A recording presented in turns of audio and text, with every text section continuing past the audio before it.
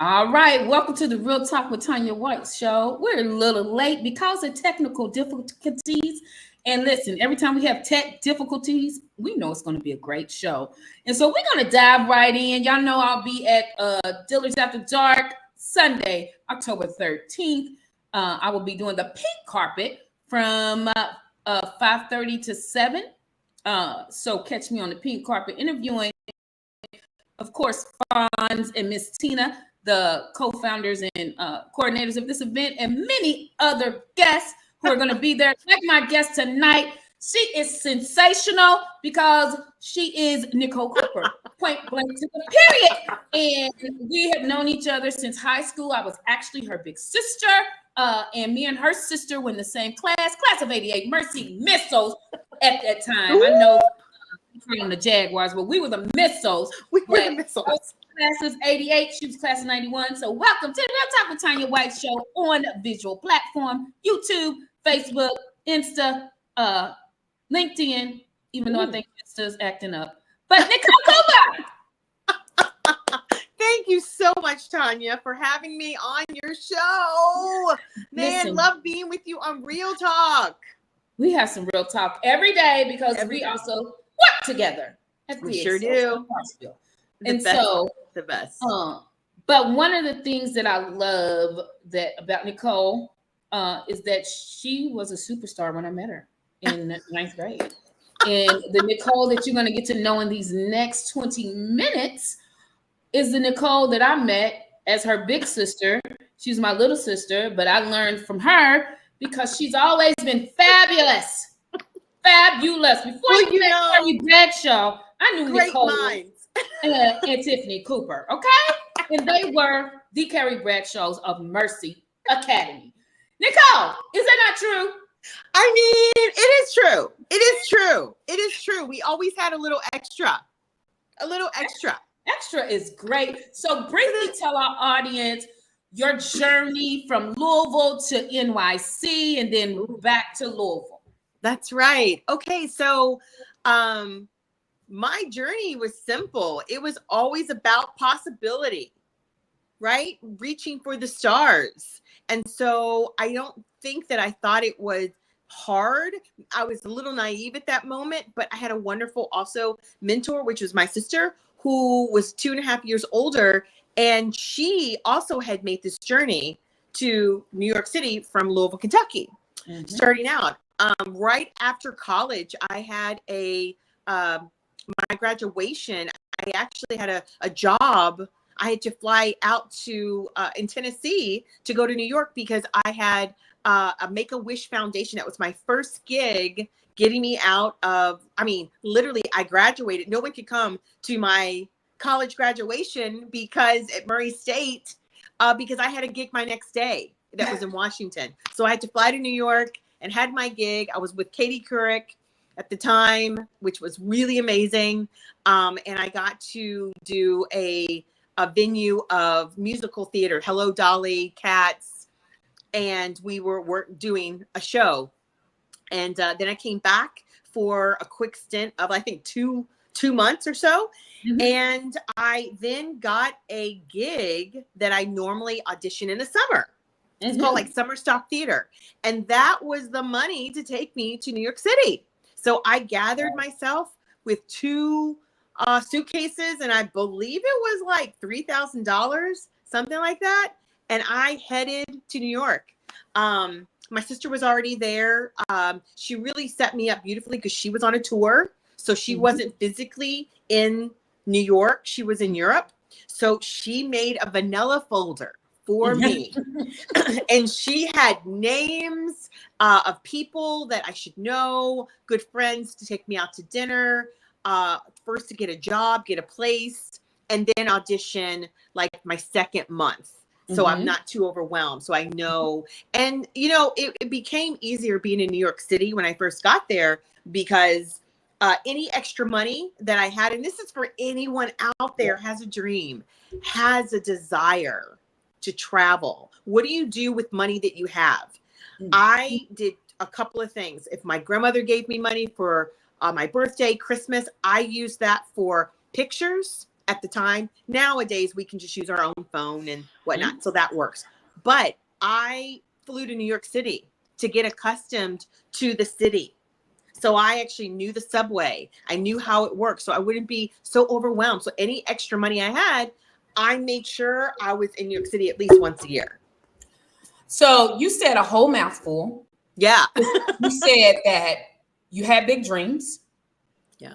You also had someone to kind of blaze the trail for you in the same city and gave you, listen, it was nothing like a manila folder with everything in it. Right. Listen, we call it everything's on our phone and, folders. That was our Google Drive. That was our Google Drive. That was it. That was it. And don't put everything in a manila folder in a binder. Oh my God, with 3-hole punch. You was hot. You were business if it was a 3-hole punch. Yes. And so you had big dreams. You had someone to blaze the trail. And then not only did you have someone to blaze the trail a little bit for you, that you dipped it in your flavor. So of course your sister had instructions and connections and everything. That is okay. But then you had to pave the way for Nicole. That's right. And then you said you had to be fiscally responsible. Yes. New York is very expensive. And $3,000 back then was like $20,000. It really was. But see, that's what I was able to. Well, see, I'm a talker. You all can all know that from here. I'm a talker, but I'm also a sharer. And when you tend to share your story and what your intentions are, you enroll people in your dream. Yes. So you enroll people in your dream when you share, because listen, Nicole, even to this day with social media, people who say they want, and I'm in the book business. So people come to me and say, I want to write a book and I want to write about my life. Then the first thing I ask them, are you on social media? No, I don't do that. Who's going to know? You have to roll with the times. You've got to share your story. And today, in this day and time, it is social media. Now it's social media. And you have to be able to be bendable. Like, it's not maybe how you think, I mean, yes, I want this. Great. But at the same time, you have to be able to mesh yourself and move and groove and not be so rigid, because rigid won't get you where you need to go. And that's in anything in life. If you have an accounting job, if you are rigid, that is not going to get you anywhere. This is across the whole. You really do have to be bendable and pliable. And I actually was. What I did was I happened to have a friend who lived there. He picked me up from LaGuardia. He had a car. I already had a friend. I asked in advance. We had a whole friend group who I said, can I stay with you until I find a place or get a job? Yes. She's like, you can live with me up to like I think it was 2 to 3 months rent free. Oh, wow. That is the reason why those $3,000 went. It saved me because I did not have to put out money. My sister had already told me, when you eat tuna fish, make sandwiches, egg sandwiches, soups. These are when to go out, you buy soups because you get bread with your soup, opposed to getting a full entree. These were ways how my money stretched. Are y'all hearing that? I mean, these are $1 million nuggets on when you are living your dream. And I love what you said, sharing your story, be bendable. So rigid won't get you to where you want to go. Right. There is a journey. It's not an instant, overnight success. There is no such a thing. You have to be responsible. You have to strategize. I love that. When you go out to eat, get soups and bread, because that's going to fill you up. And you can always take the bread home. All my friends did it. At this point in my life, when I was early on in my early 20s, I didn't drink alcohol. So because that wasn't part of my goal plan, because I could not have anything that would hinder me, stop me, have me addicted to anything. I was that focused. So I didn't even probably drink till my mid 40s. Listen, Truly. truly. Because I was really that way. First of all, because alcohol costs money. That was the whole thing. All my you know, when you're with your friends, you don't have time for that. You don't have Right. Nobody's got money for that. You had to go to class, pictures, and audition, and you were there all day. So you had to learn to have a five. I'll call it a 5-egg sandwich, and you would take half in the morning, and then half was your lunch dinner. That's how you ate. And we've seen the movies. Fame is one of them, and all the New York, but they show the sacrifice of when you are wanting to live a dream and what you had to go through. And we've become real spoiled in this society, and we don't want to sacrifice a lot. And so I heard you say, share your story, be bendable, and sacrifice. Yes. Now, y'all wonder what does this have to do with you are your own opportunity, creating your own opportunity? It has a lot to do with it. It has a lot to do with it. Now, Nicole, that's It's a little the bones. It's the bones. It's the bones of it. And I am blessed to have every day to have Nicoleisms, is what I call them. Nicole's nuggets of wisdom. Every day. Our offices are cat a corner. And so we're usually yelling or talking. And then we have our buffer, Rusty, to help us. I love our Rusty. And listen. And so we create a whole, we create whole workshops really sometimes in the day. And so when I was needing someone, I said, you need to come on, because this is what I love. She can talk. She's a talker, but it's not just talking about words. She is dropping gems. And one of the gems that I love that you drop, Nicole, is how you show up. Do you show up as an exclamation point or a question mark? And this is like the start of how you create your opportunity. Explain to us what you mean by that. Yeah, when you tend to walk through life, you know, and everybody knows this in terms of how you show up. You know, sometimes your head's down, or you're like, yeah, I'm just making it. I'm doing it. Yeah.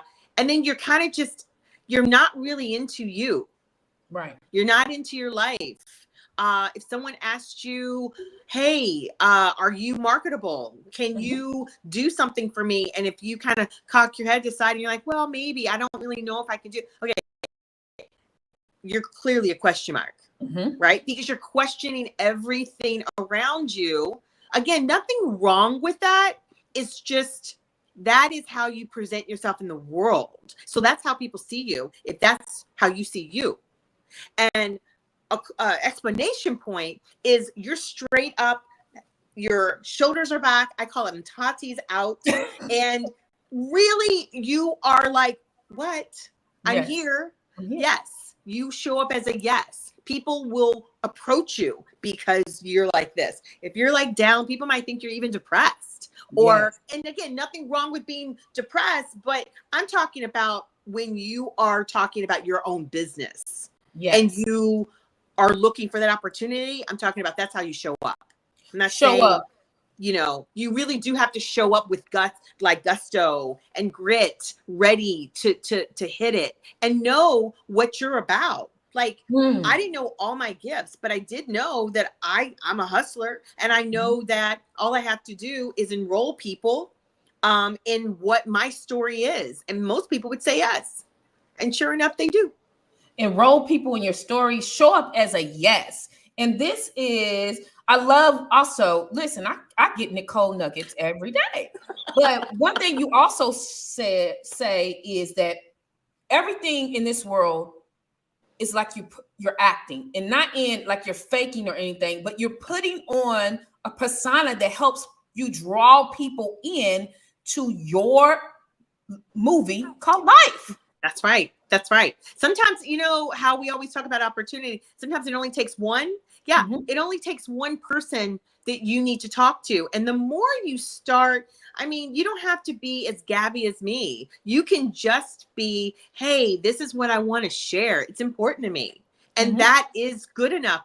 It's just that you have to be clear about you want that opportunity and you're willing to hit the pavement, to study, to put time in, to focus, to study, Mm-hmm. to Mm-hmm. actually study. Sometimes you have to do your own research. Yeah. Yeah. To know, like example, you know how when people are going for interviews now, and you're going to a company and you want to, like Norton's or something like that, and you know who you're going to be in front of. If you don't know who you're going to be in front of, you should know the player. I call them the players in the room. Mm-hmm. Mm-hmm. Okay, so you got to know who's who. So remember, everything, life is a game, because we play games in life that we win. Now, Yes. when you take risk, as in your career that you're not sure about, that's a risk that you don't know about, but you believe in yourself. Yes. So part of this is stepping into that. And when you show up, you're like, okay, so it's from an interview. It's from an audition. Most of this it's all inside of an audition. You say, well, okay, so who's who in the game? And when you know who's who in the game, they know that you're serious about their company. Because at the end of the day, you have to show them why they want to pick you. What? Right?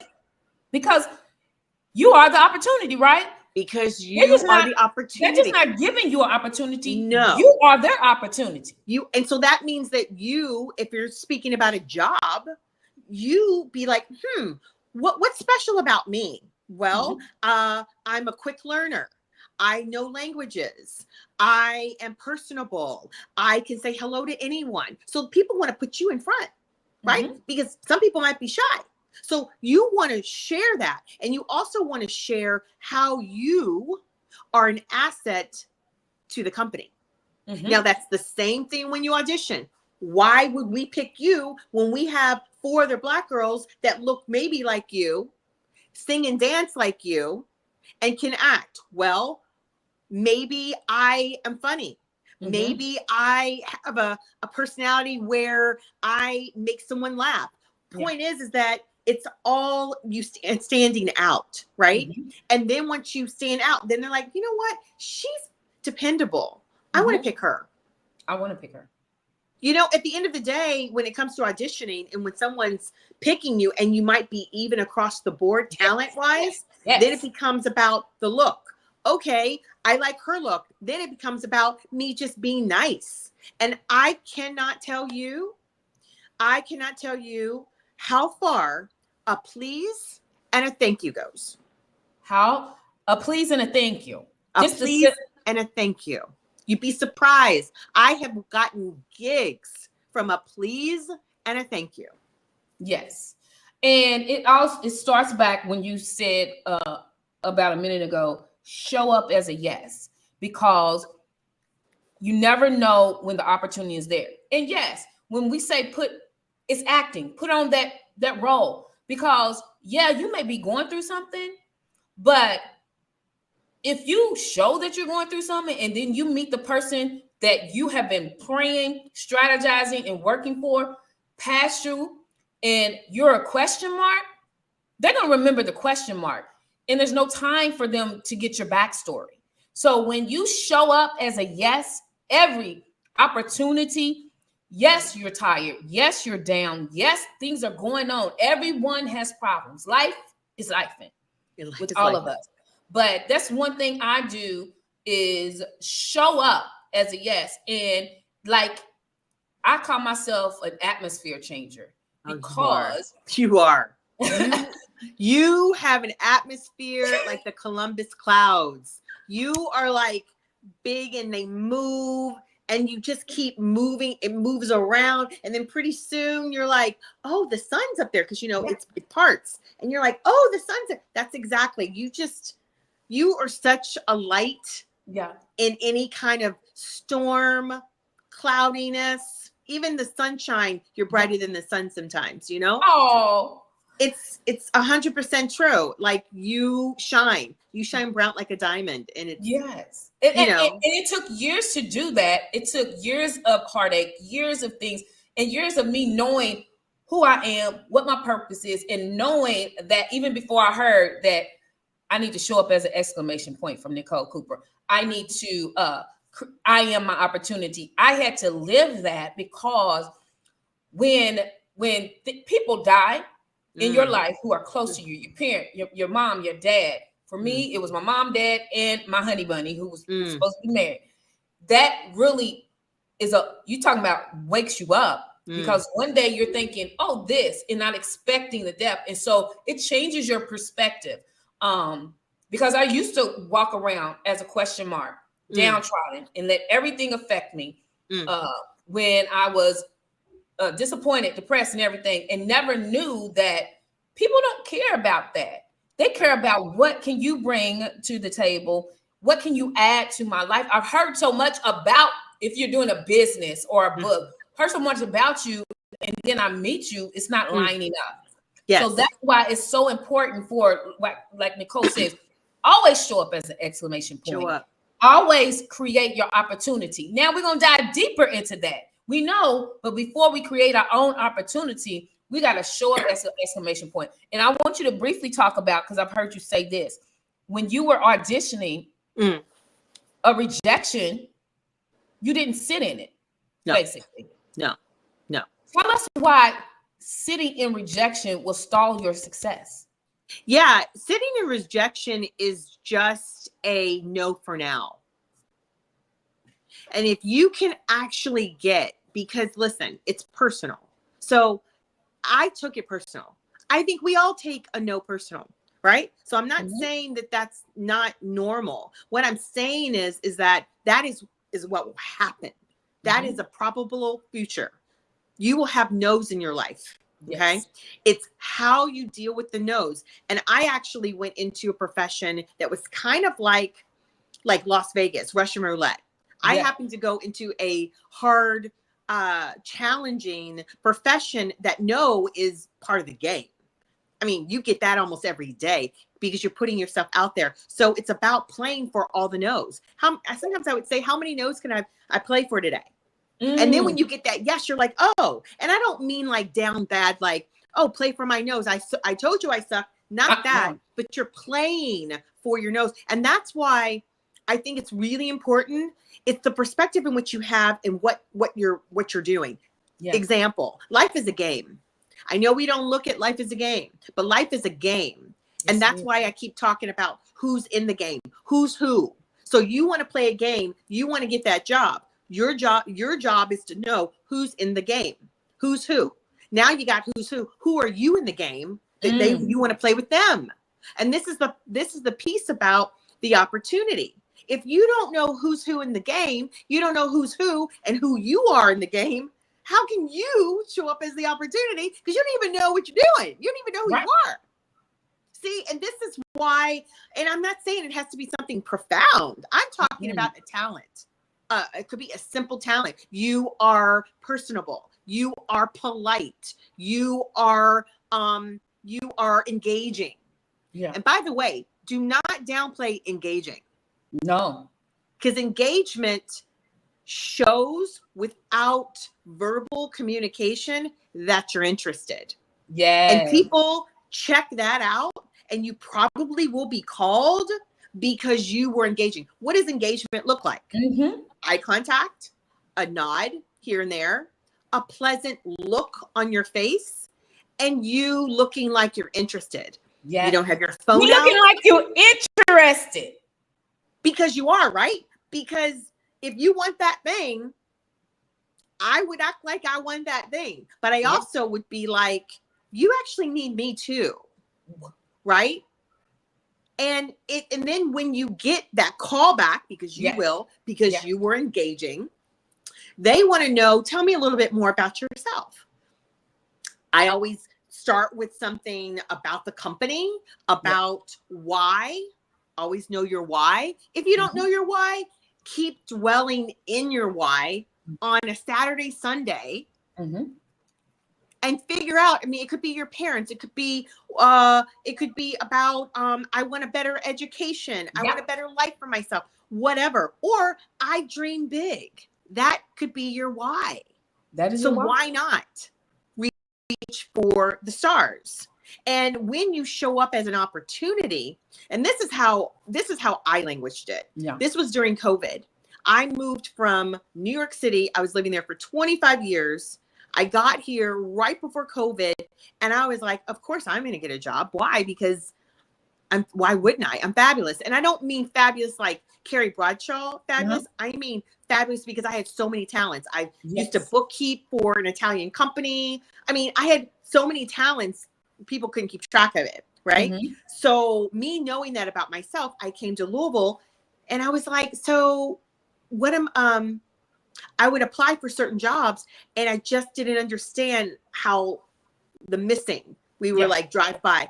Listen, those were no's. Those were no's. And when I started to think about my no's, I said, you know what, Nicole, that's okay. The no's are blessings. Because you might so want that job. You think you want that job, but you don't know behind the scenes. You don't know about their health care. You don't know if it's crazy on the job. You don't know if people are really unhappy. So the no's are blessings. So then I started changing my mind and saying, okay, well, fine. So I would like this job. I would like a job. And then I said, so what am I missing?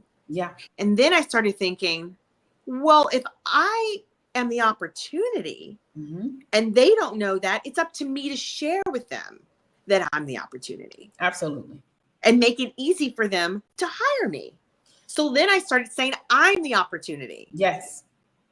And then you show up as an explanation point.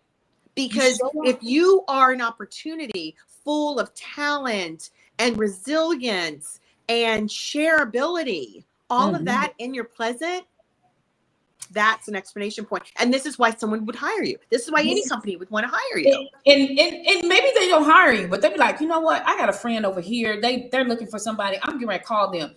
You have to, and I love what you said about engaging. Many times when I go to anything, conferences or anything, first of all, I'm a lifelong learner. So, and I'm not one who shows up and don't want to be there. Okay? If I don't want to be there, I'm not going. That's how I show up as an exclamation point. If I'm there, I know I want to be there. Even if I'm made to go, I change my mind saying, you know what? There's going to be something here. I need to see somebody. I need to meet somebody. Somebody needs to meet me. And that's so I changed even those dreadful work trainings. I'm like, first of all, I'm gonna be fabulous. And all my director cohorts, they'll be like, you always show up looking like yes. Because I said, first of all, I'm a single woman and I'm waiting for the opportunity for my husband to come. And I don't know where he's gonna be. So I'm gonna show up every day, every place looking fabulous. And that's how you have to go into the grocery store. I know it sounds silly, but most people, you meet people in the grocery store, y'all. Yes, you do. And you meet people in the library or bookstores, you know, and this is the thing, opportunities everywhere. It is how you think. If you're like, there's no guys out there, there's no opportunity. Sure there is. Yes. Sure there is. There's an opportunity in everything. Going to the dry cleaners, that's an opportunity. That's an opportunity to share. And if, let's say you were looking for, I don't know if it's a job or a friend of a friend, this is where people start talking. They're like, you know what? I know somebody. Again, here's my social media. You get on social media, you DM somebody. It's all about relationships. It's all about relationships. And your life is not compartmentalized. No. It is intersection. Okay. In every part of your life, your job, your social, everything should intersect. That's because it is all about relationships. I am who I am at work, in my family. I love to smile and laugh. And yes, I'm loud, but I tell people I am the quietest person in my family. So if you think I'm loud, then watch out. You can't come to one of our family things because I am the quietest. Okay? I love it. I love it. And I also will say that if you think about it in another way, yes, you want buildable qualities. Like all my experiences in my whole entire life, I don't put one area of my life and go, you know, that was only one area. All my areas have went together and they've all been buildable. So everything that I've learned here when I lived in New York, I'll say this, New York City was the best ground to work on. And it's like a playground. And then of course, when you travel, like I lived in Europe for many years, that was buildable when I lived in Europe because I was like, I don't know how to speak that language. Okay. Well, in New York City, there's tons of people from all languages. Yes. And so you don't just go, well, I don't know how to do that. I'm going to sit back. What you do? You ask questions. You get inquisitive. You get curious. You stand in discovery of what's next, what's new, what can I learn, who can I know? And you never know what opportunities come around. Hence why it's easier to see opportunity, because your mind is always like, what's my next? Yes, my next. Opposed to, in 1 week, I had an opportunity. I seriously doubt it.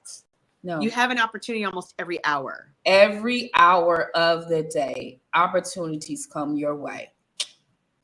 Yeah, 100%. I just made a rhyme, y'all. I just made a rhyme. You are that poet. But we all knew it. So I can't say you didn't know it. So I still can't rhyme it. Yes. Nicole, our time has come and gone. You're going to be on it, isn't it? Listen, we're going to have, because it's cuffing season, and Real Talk is planning a couple of shows about relationships, because I love what you said. You got to show up as a yes. And that's one thing, especially a woman in her 50s, in this dating pool. Man, I'm like Beyonce and Shania Twain. It don't impress me much what you try to buy from me. What I need you to show up as a yes. Yes. And yes of confidence, a yes that you want to pursue me and court me and be chivalrous, because I'm going to show up being respectful, being loving, being affectionate, having a vision, being a praying woman. So I know I show up as a yes, and I need to somebody show up as a yes. So we're going to talk about showing up, because and it's wonderful if the man is also grounded. Oh Lord. And he knows who he is, because there's nothing like a confident man. Right? And it's not about what you have. It's about knowing who you are. I don't care. It's not about money. No, it's not. When we come together, listen, because I'm a woman of vision. Okay. When we come together and we're supposed to be together, I'm your ride or die. I'm your Bonnie to your Clyde. Okay. Oh, Nicole, look, listen. See, every time it gets gooder. And listen, that happened to Chanel last week. But listen, our time is gone, but we're going to have you back. Tell people how they can connect with you. And listen, but before you tell them that, y'all look for big things in 2025 from Nicole Cooper. Of course, she's going to have a book, because she needs a book. I've been telling her she needs a book, of course. And she's going to have a book in 2025. Okay? You're going to be looking at it. You're going to be looking at 2025 is explosive. As explosive. It's y'all going to be explosive. booking her, and her fee is going to be one that you're going to pay. Okay? She's a paid speaker. It's a paid public speaker. And I will say this year was called Adventure. I had a word this year. Next year, 2025, is called Explosive. Expansive. That's right. Explosive. And then how she's going to do it is with her book. And we'll tell you about her book, because it's going to be explosive and expand your thinking. So tell them how they can connect with you, Nicole Cooper. You can connect with me on my Instagram. It's Nicole N. Cooper. Please look for me. I have a flower in my hair. And I probably will start having a website soon too. And when I get that book together.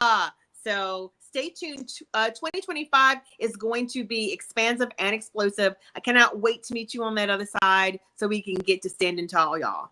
And listen, if you're a podcast host and you need someone to talk about, showing up as an opportunity, show up as a yes. Rejection is just a no for now. All that, she can talk about it. She can talk. She's a talker. We haven't even gotten to the tip. We got a little bit. So yeah. So she can create a fantastic show. If you want her as a speaker before her book, paid, of course. Listen, now she didn't drop $1 million nuggets on here, so you can pay the lady. Okay. If you don't pay her, she's come to me, because I'm gonna be her manager for a minute. That's it. She gets into this game. Yes, Miss pay the lady. Little nuggets she went over. Share your story to enroll people into you. Be bendable. Rigid won't get you where you want to go. Show up as a yes. Know what you want and know who you are. Know the players in the room. Know the players in the room and know who you are in that room. That's Rejection is a no for now. Always know your why and stand in discovery. Y'all see all them nuggets y'all got? That's why y'all gonna pay the lady. That's it. Stand in discovery. That's my newest. I love it. I love it. Because when I'm on it, when I'm like, in the world, I'm like, where am I standing? What is giving me access? Mm-hmm. What is giving me access to share, to really look at what is my commitment in the world? And my full commitment has been this for quite some time is people to be seen and heard. Mm-hmm. So when I'm on it, that isn't available. So I don't get to touch people. People don't get to see that. They don't get to be that. And they don't get to hear that because I'm on it. So it is my responsibility to true up and to give up something, and get back in the game of my commitment. And that is people be seen and heard. And that is about you being the commitment you are and the opportunity. Be the commitment. Listen, this is wonderful. She shall be back in my terminal. Thank you, Tanya. I love this. You're just a gem. Literally, you are my soul sister that I just cannot live without. I know, ditto. Look forward to our meet cue. Yes. Listen, Real Talk with Tanya White. Share this, reshare this, re-listen. Have your own conversation. Reach out to Nicole Cooper. Have her on your show if you're a podcast host. Invite her to speak. Be a workshop facilitator. Look, all these nuggets she can turn into a workshop. Why? Because I'm going to show her how to do it. Okay? That's what we go. I'm going to show her how to do it. And marketing. And it's not free. It's a fee. Okay? Ooh. I love you. I got them all day. But I love you guys. Reshare this. Remember, catch Real Talk Live at Dealers After Dark, St. Matthews Mall, Sunday, October 13th. I will be on the pink carpet, 5:30 to 7. Next week, tune in for Melissa Banks. And I can't remember because I'm 53 and it's a long day. But we're on Tuesdays and Thursdays, every Tuesdays and Thursdays at 7 p.m. Eastern Standard Time. And then we also have special days where I'm bendable, because when people say I can't do Tuesday or Thursday, and they say, I said, what day you want? So Real Talk is in these real virtual streets. Share it, sign up on our YouTube channel, Real Talk with Tanya White. But until then, remember to love yourself, laugh, and spread the light, because this is a dark, dark world and people need light. Remember what Nicole says, show up as a yes. All right, show up as a yes, even though you got no's 90% of your day. Show up as a yes and watch you become the opportunity. Until next time, you guys, I love you.